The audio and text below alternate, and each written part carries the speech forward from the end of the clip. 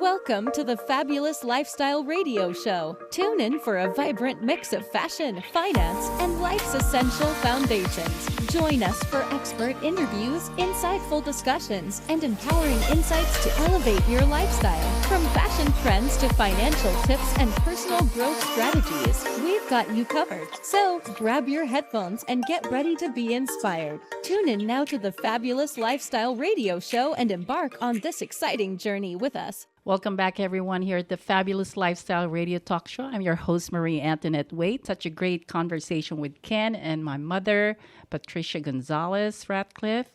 Well, you know, when you wake up in the morning, do you ever ask yourself, do you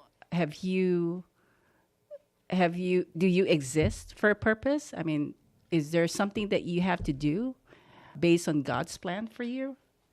Because there are times that in the morning I would ask myself, I mean, where am I going? I mean, where are you directing me, God? You know, in terms of what I have to do for you, for your plans. And sometimes I question, because we all make, decisions, and sometimes they're good and sometimes they're bad. But at the same time, I think God always tried to direct us correctly to where we need to go, that we can say that, we are leaving a good legacy for the people that we leave behind. It's interesting you should say that, because that's exactly what I think, is that God lays out the path. Just follow the path. But no, not us. We have to get off on the next detour, because we want to get around all the obstacles that God has put in our way to accomplish things. And I always think about the story about what's his name, with the fish, Come on, help me out. Peter?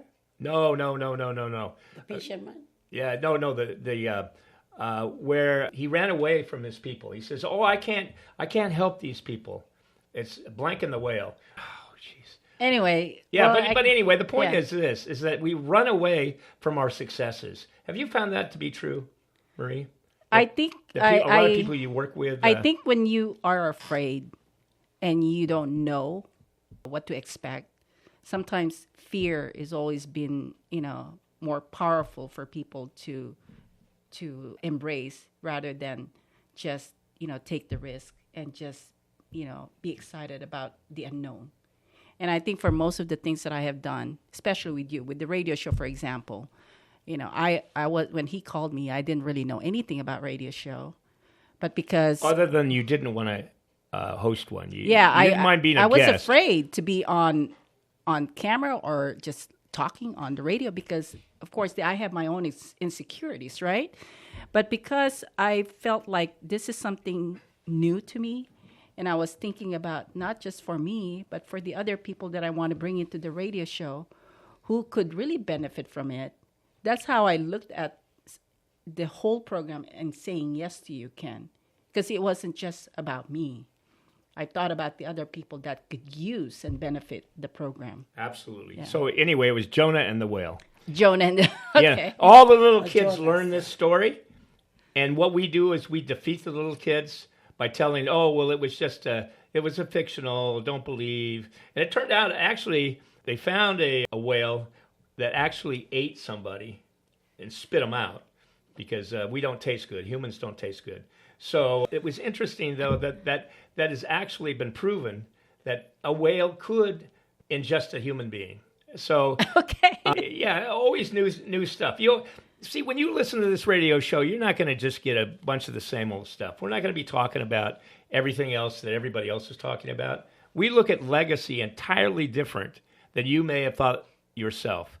And you think of legacy as being somebody famous. Well, guess what? In your family, you're very famous, right? Yes. Do you remember? So this mug that I have printed, it says, "Always be at your best because you are the best." And I think everybody should think that way. Okay, well, how much is that? I'm just teasing. I'm surprised your mom didn't pick it up and say, "Okay, this is for sale," and then I'll throw in the book for $25. Well, I have watched my mom on how she deals with people, And one thing that I remember she told me is that, "Marie, every person that I meet is beautiful. And whether how they are, personality-wise, different characters. She always looked at each person as a beautiful, beautiful person. That's because she's looking at the inside, not the outside. Yes. We spend all our time looking at the outside and saying, "Oh, I want to be with that person." And then you realize the inside is not what you want. You don't want to be with that person. You never really did. And one of the things I want to point out is that I appreciate, Black families here in America have massive, massive family reunions. They have like 200, 300, 400, 500 people. They're all wearing shirts. They're all exclaiming how important it is to be part of a family. And yet, a lot of us, we don't really realize that. And so you could learn a lot from blacks in America, because they really are about the family reunion. And the family reunion is really, really critical. Well, it's similar to Filipinos, to Mexican, Latinos. They're all about families too. So it just depends on the culture, Ken. No. Yeah. There's a lot of those cultures. But I come from a culture where everything is isolated. We don't want to be around people. We make judgments about people without really knowing who they are. And I think, especially with the internet the way it is we're becoming more and more isolated. And we're losing that family connection, which I think is critical. Well, I'm glad that my mom showed me how to look at people in a different way, because if not, it's been hard for me to connect with people. You're kidding me. I mean, seriously. I mean, I love, just putting together my birthday party. And I was going through the list of people. I mean, they're very diverse. And all 500 of them, or was it 1,000? Well, whoever wants to come. But I only don't tell them where it is, because you're going to get a bunch of people coming to your I'm birthday already party. in trouble because I have so many people already coming. But I am so grateful to have all these connections in business and in life. I did have some ups and downs with my relationship. If I look back, there are some relationships that I let go, and there are some relationships that I gained, and there are new relationships. But here's one thing I would say for the relationships that I have let go, is that they were part of my life, and they will still be in my heart no matter what. Oh, yeah, you carry them. They were part of my life that made me who I am. And that's something that they need to know, that even if we're not in connection anymore, I still do think about them, and, I love them from the bottom of my heart. Yeah, I mean, you're awesome that way. And a lot of people, I go to a party and they say, "Well, how long have you been married?" I tell them, "Oh, I've been married 28 years." And they go, "Wow, that's a long time. That's really good." Yeah, but it took 3 women to do it. So, that's kind of what you're talking about, is that in certain stages of your life, certain women are better for you, or certain men are better for you, and then you have to move on, especially if you outgrow them. Yeah. Well, so there are people that are very lucky to meet their soulmate right in the beginning of their, of their life. And some people are not so lucky with, meeting the right person. But you learn from it. Again, regardless of the situation, they were still part of your life. And there were some good times and bad times in there. And it is what the journey is. And you learn from it. And that's how you create a legacy. You can't create a legacy if you've never done anything. So, you know what I'm saying? If you just sit at home and watch TV all day long, and which a lot of people in their late 70s are starting to do, they got to get off the couch. They got to make things happen. Look at your mom. Okay, she's doing radio interviews and writing books.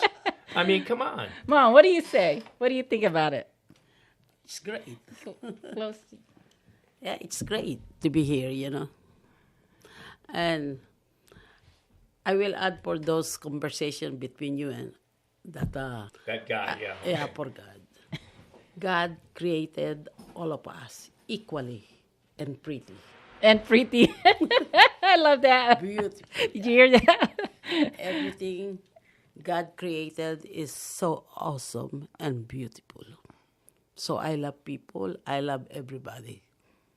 There you go. Yeah, God creates a sculpture of your life. Yeah. And so do you want your sculpture to be beautiful, i.e. lots of relationships with lots of different people? Because even the bad relationships generate good ideas and good feelings about certain things. And some of the good relationships generate some bad stuff too. So it actually changes you in a good way too. Oh, absolutely. And that's what we're really talking about, right, in terms of legacy, right? Yes. So my question to you is, if somebody was to call up right now, would you help them publish their own book, like the karate book? I mean, how many books do you got? You got, what, 4? Well, I have this book that I published called Who Do You Think You Are, which is perfect for the people that are, trying to understand who they are. And it's a great branding book. And they can learn a lot about respect, integrity. They can learn about how to communicate effectively with people and how to deal with their team, how to influence them, how to encourage them, motivate them. There's a lot of good things in this book that I really enjoy. And also in the back of the book, there's a lot of testimonials from the people that I work with.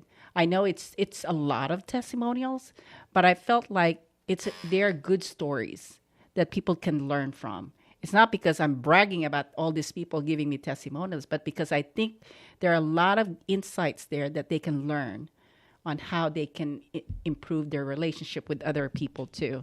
So I'm very grateful for all the ones that have given me testimonials. I've only asked for it for in less than 2 weeks. I've got over 100 testimonials. So it was really interesting, but I was very happy to know where everybody is with their relationship with me, and I was so happy to read some of those testimonials. Absolutely. Yeah. And see, the thing is that if you're a grandparent out there, a great-grandparent, because now we've got great-grandparents. Normally people, grandparents, the great-grandparent would have never existed because they would have died. I mean, we're living a lot longer. Some of us are going to live to, over here. Yeah. She's going to live to about 120 years old. She's going to be burying me, but that's a whole nother story. So the idea is that create a relationship with your grandkids, your nephews. Those kids need your stories. And what they can do for you is that they can record those studio stories because they have access to the internet. They've got Facebook, they got Instagram. They have all of these things that they could share with you and make you a better storyteller. Yeah, I remember this lady I met. She actually published a book about all her stories to give it to her grandkids. We're going to take a commercial break. This is Marie Waite here at the Fabulous Lifestyle Radio Talk. Welcome to the Fabulous Lifestyle Radio Show, where we talk about food, fashion, finance, and foundations of life. We are live on KCAA Radio Broadcasting Network.